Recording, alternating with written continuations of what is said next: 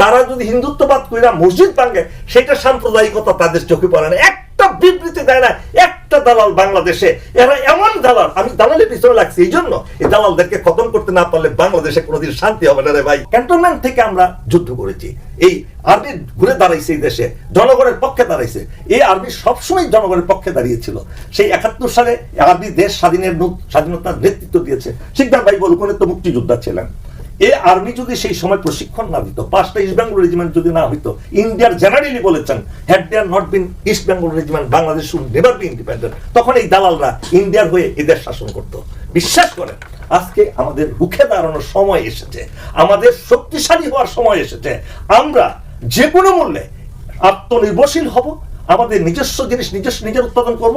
আজকে যে সমস্ত অনাবাদী জমিগুলো পড়ে আছে আমাদের, আজকে যদি ইন্ডিয়ার রপ্তানি, ইন্ডিয়া থেকে আরো আমদানি বন্ধ করে দেয়, প্রত্যেকটা অনাবাদী জমিতে চাষাবাদ শুরু করবেন। আপনি আপনার